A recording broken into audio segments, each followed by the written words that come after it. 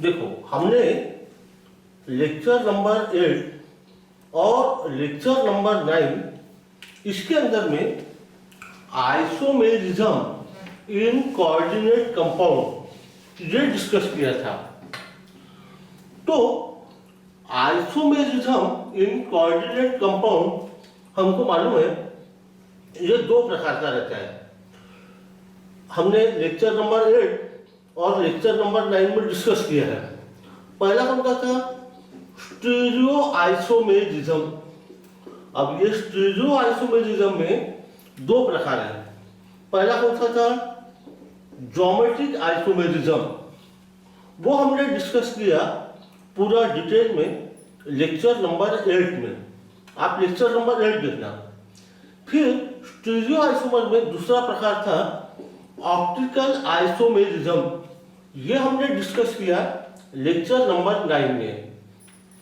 आज हमको lecture number 10 चालू करना है। तो आइसोमेरिज्म इन कोऑर्डिनेट कंपाउंड इसमें दूसरा प्रकार रहता है स्ट्रक्चरल आइसोमेरिज्म। अब ये स्ट्रक्चरल आइसोमेरिज्म में 4 प्रकार रहते हैं। मैंने आपको लेक्चर नंबर 8 में भी बताया था, लेक्चर नंबर 9 में भी बताया था। तो आप बता सकते हैं क्या कि स्ट्रक्चरल आइसोमर में कौन से 4 प्रकार रहते हैं? याद आ रहा है कुछ? Ionisation isomer, linkage isomer, coordination isomer और हाइड्रेटेड आइसोमर। तो ये जो पॉइंट है ये है point number 9.7.2 structural isomerism. You refer to page number 199 of textbook. तो फिर से एक बार बताओ कि स्ट्रक्चरल आइसोमर इसमें कौन से 4 प्रकार हैं? सोचा। अब उसमें पहला है आयोनाइजेशन आइसोमर। तो आयोनाइजेशन आइसोमर किसको कहेंगे? दे have same molecular formula but give different ions in the solution. यानी क्या होगा? ऐसा कंपाउंड है, देखो CO, NH3 SO4 Br। इसका नाम बता सकते हैं क्या? और दूसरा कंपाउंड है CO यानी कोबाल्ट ना, NH3 Br SO4। तो क्या होगा? इन दोनों का फार्मूला कैसा है? They have same molecular formula but they will give different ions in solution. यानी क्या होता है? ये जो कंपाउंड है ना, it is when dissolved in water it dissociate into plus minus ऐसा, दिस पॉइंट और ये। तो इसको बोलते हैं कोऑर्डिनेशन स्फीयर। इसको बोलते हैं आयनाइजेशन स्फीयर। यह है कोऑर्डिनेशन स्फीयर, आयनाइजेशन स्फीयर। इसके बारे में हमने इसके पहले के जो लेक्चर हुए उसमें हमने इसकी डिटेल चर्चा की है।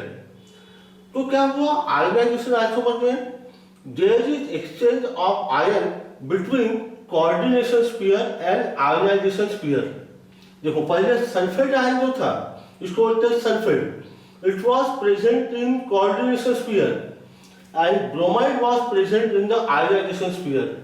और अभी इसको हम कंपाउंड नंबर 1 बोल देंगे।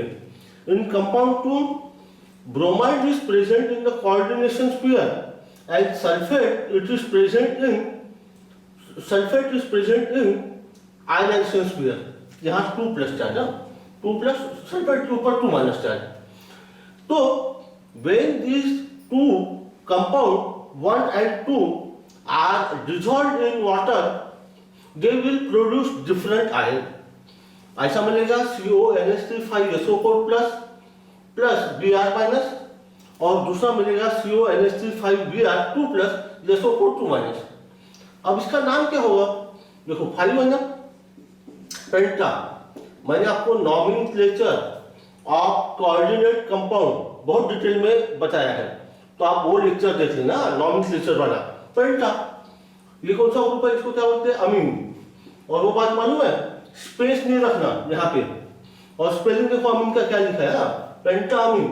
और ये यशोफोर ग्रुप है, इसके लिए कौन सा शब्द इस्तेमाल होता है, सल्फेटो। हाँ, और कोबाल्ट, कोबाल्ट का स्टेट क्या है, कोबाल्ट का ऑक्सीडेशन स्टेट है, ऐसा है, ऐसा कंपाउंड था 3, कोबाल्ट 3 ब्रैकेट में ब्रोमाइड, ये इसका नाम हुआ। इसका नाम क्या होगा बोलो, इस कंपाउंड का, इसका नाम होगा, देखो 5 है ना, पेंटा। इसको क्या बोलते हैं, अमीन, स्पेलिंग देख लो। फिर इसको क्या बोलते हैं, ब्रोमो, स्पेस नहीं, कोबाल्ट, कोबाल्ट। और इसके ऊपर चार्ज होगा 3 और सल्फेट। अब सल्फेट शब्द आएगा, सल्फेट। तो ये दोनों कंपाउंड के नाम लिखो, ऐसा आपका क्वेश्चन है। Can you tell page number 200। हाँ, तो ये पेज नंबर 200 पर ये दो कंपाउंड के नाम पूछे, तो वो क्वेश्चन आपका हो गया। अब हमने क्या डिस्कशन चालू किया था कि ionisation isomer they have same molecular formula, दोनों का फार्मूला सेम है, but give different ions in solution. देखो ये दोनों कंपाउंड है ना, एक है कंपाउंड 1, दिस इज से कंपाउंड 1, दिस इज कंपाउंड 2।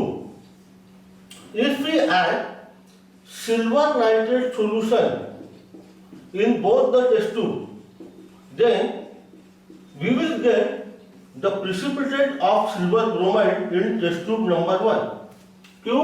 यहाँ पर ब्रोमाइड आयन है, which will combine with Ag plus ion of silver nitrate and will form precipitate of silver bromide. जो दूसरा कंपाउंड है, it will not react with silver nitrate, react नहीं करेगा। इससे ये पता चला कि पहले कंपाउंड में ब्रोमाइड जो है आयनाइजेशन स्फीयर में है, और दूसरे कंपाउंड में जो ब्रोमाइड है वो कोऑर्डिनेशन स्फीयर में है। फिर नेक्स्ट क्या किया मालूम है कि दोनों कंपाउंड में बेरियम क्लोराइड, इसका सॉल्यूशन ऐड किया गया। Add barium chloride to compound 1 as well as compound 2। तो पहला जो कंपाउंड है it will not react with barium chloride, और दूसरा जो कंपाउंड है it will react with barium chloride and will give precipitate of barium sulphate. क्या होगा, बेरियम क्लोराइड का Ba2+, ये SO4 2- के साथ कंबाइन होगा और बेरियम सल्फेट मिलेगा। तो इससे यह पता चला कि पहले में सल्फेट जो है वो कोऑर्डिनेशन स्फीयर में है और इसलिए वो रिएक्ट नहीं करेगा, नो रिएक्शन।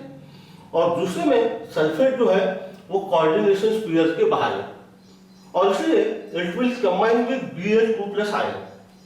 तो अब आपको डेफिनेशन समझ गई, the compound which have same molecular formula देखो दोनों का सेम है, same molecular formula but give different ion in solution are called ionisation isomer. ठीक, अब आपके लिए क्वेश्चन नंबर 3 का 6 ये आपको सॉल्व करना है। पेज नंबर 208 ये आप सॉल्व करोगे, आपको आ जाएगा। और can you take page number 200 वो तो मैंने आपको बताया।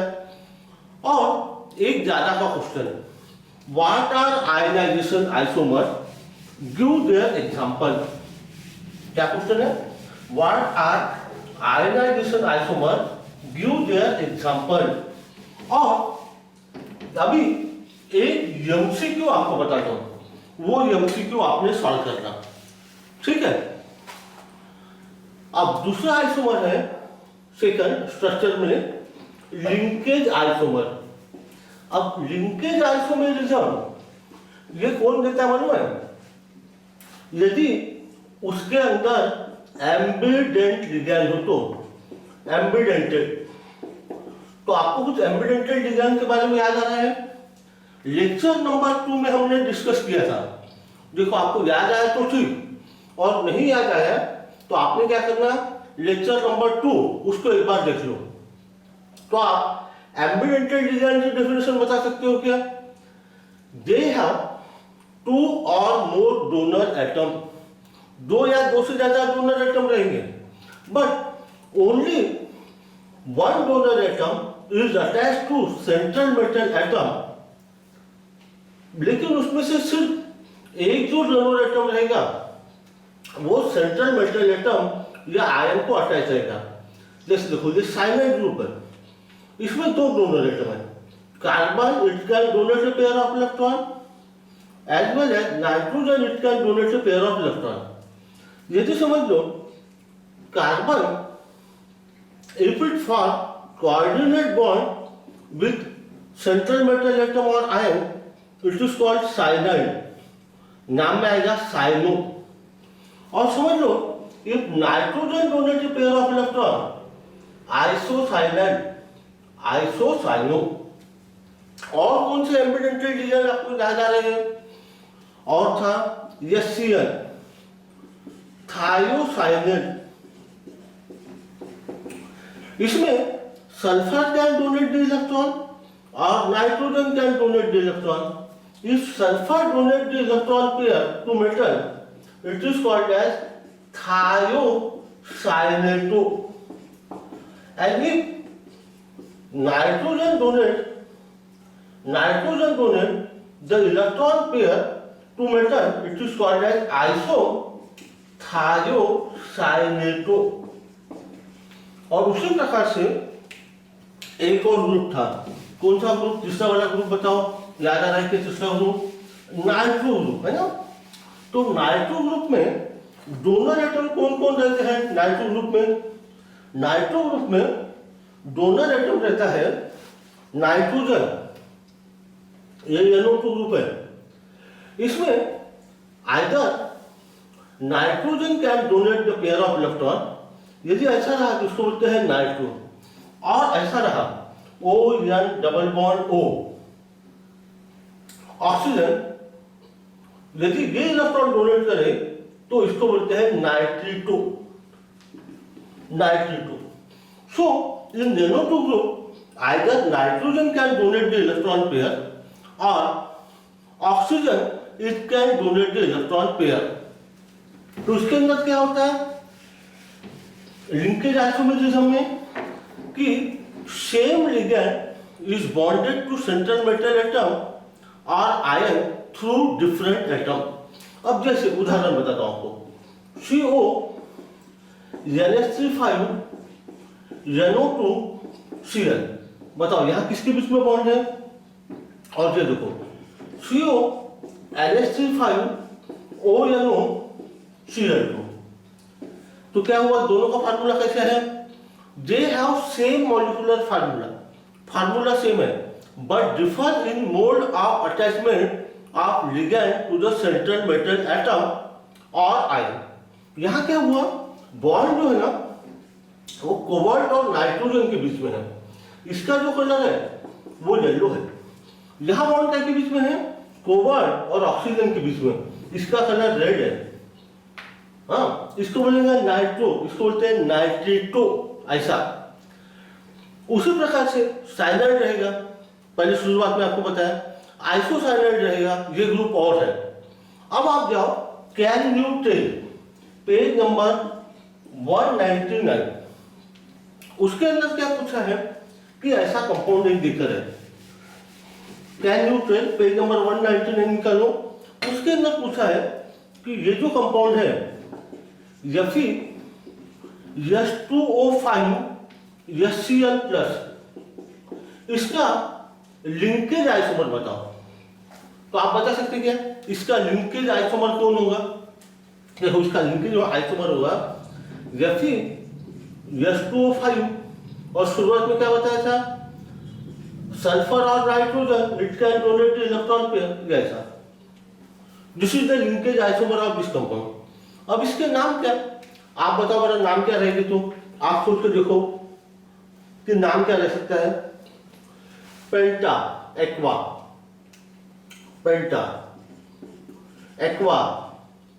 AQUA, एक्वा हो गया।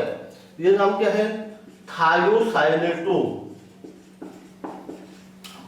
आयरन का स्टेट है 2 आयन प्लस क्या है आयन, इसका नाम बताओ पेंटा, स्पेस नहीं एक्वा, आइसोथायोसाइनेटो, आइसोथायोसाइनेटो आयरन स्पेस नहीं है 2 आयन, ऐसे नाम रहेंगे। ठीक है, इसके ऊपर एक ज्यादा का question, what are linkage isomer, what are linkage isomer, give their example. ये हो गए दो। अब तीसरा है कोऑर्डिनेशन आइसोमेरिज्म, कोऑर्डिनेशन आइसोमेरिज्म। अब इसको समझने के लिए आपको एक एग्जांपल बताता हूं। देखो ऐसा कंपाउंड है CONH3 इसमें कोबाल्ट के ऊपर चार्ज रहेगा +3 और इसके ऊपर क्रोमियम के ऊपर चार्ज रहेगा 3-। ये न्यूट्रल लिगैंड है, ये अनायनिक लिगैंड है। अब ये हो गया सेट 1। सेट 2 कैसे मालूम है, ये ऐसा CrNH3 और COCN6, तो ये है कटायनिक स्फीयर, यह है अनायनिक, और यहां क्या हुआ, दिस इज कटायनिक और यहां पर अनायनिक, ये माइनस चार्ज। देखो here ammonia is attached to cobalt and cyanide is attached to chromium. अब सेट 2 में क्या हुआ, this is set 2, now ammonia is attached to chromium and cyanide group is attached to cobalt. तो coordination isomerism में क्या होगा, there is interchange of ligand, ligand interchange हो गए, interchange of ligand between cationic and anionic sphere of different metal ion, interchange of ligand between cationic and anionic sphere of different metal ion, इसको बोलते हैं coordination sphere. आप question number 1 का 7, question number 1 का 7 page number 208, वो आपके लिए homework. और नेक्स्ट क्वेश्चन है राइट कोऑर्डिनेशन आइसोमेरिज्म ऑफ। देखो ऐसा क्वेश्चन है आपके लोगों ने, एक ज्यादा का क्वेश्चन समझ लीजिए, ऐसा कंपाउंड है। अब इसका बताओ कोऑर्डिनेशन आइसोमर कौन होगा, आंसर कोऑर्डिनेशन आइसोमर ऑफ कौन, प्रोटीन NH3 और यहां पर CuCl4। तो इसमें क्या हुआ, interchange of ligand between cationic and anionic sphere of different metal ion. और आखिरी में चौथा वाला 4 वो है हाइड्रेटेड आइसोमर, हाइड्रेटेड। उसी के लिए दूसरा शब्द कौन सा था हाइड्रेटेड के लिए, सॉल्वेटेड आइसोमेरिज्म, सॉल्वेटेड आइसोमेरिज्म ऐसा कंपाउंड है। देखो ये क्या करता है, it form different type of coordinate compound. कैसे बनाएगा, Cr+2O6 Cl3, देखो ऐसा Cr+2O5 Cl2 वाटर, और ऐसा Cr+H2O4 Cl2 Cl+H2O ट्वाइस। अब आपको क्या दिख रहा है कि इनका फार्मूला सेम है, they have same molecular formula 1 2 3, इसको चाहे तो 1 बोल लो, this is 2 this is 3, their molecular formula is same but they differ in number of water molecule inside and outside the coordination sphere. इसका मतलब क्या हुआ, देखो यहाँ कोऑर्डिनेशन स्फीयर में कितने वाटर है 6 और कोऑर्डिनेशन स्फीयर के बाहर 0, यहाँ कोऑर्डिनेशन स्फीयर में वाटर मॉलिक्यूल 5 और कोऑर्डिनेशन स्फीयर के बाहर 1, यहाँ 4 और 2। तो क्या बोला, दे have same molecular formula but differ in number of water molecule inside and outside the coordination sphere. अब ये पता कैसे चला? When they are treated with silver nitrate, इसकी रिएक्शन सिल्वर नाइट्रेट के साथ करो, ये जो कंपाउंड वन है, it will give precipitate of chloride ion corresponding to 3 chloride ion. यहाँ इतना सिल्वर क्लोराइड का प्रिसिपिटेट मिलेगा जो 3 क्लोराइड आयन के बराबर रहेगा। यहाँ पर AgCl का इतना प्रिसिपिटेट मिलेगा which will correspond to 2 chloride ion, और यहाँ पर the precipitate of silver chloride will correspond to only 1 chloride ion। ये बात समझ में? आखिरी क्वेश्चन है what are hydrated isomer, give their example. तो आज का डिस्कशन जो है यहाँ रोकता हूँ। लेक्चर नंबर 11 में हम एक बहुत ही इंपॉर्टेंट पॉइंट डिस्कस करने वाले हैं, उसका नाम है वैलेंस बॉन्ड थ्योरी। आज का डिस्कशन यहाँ रोकता हूँ।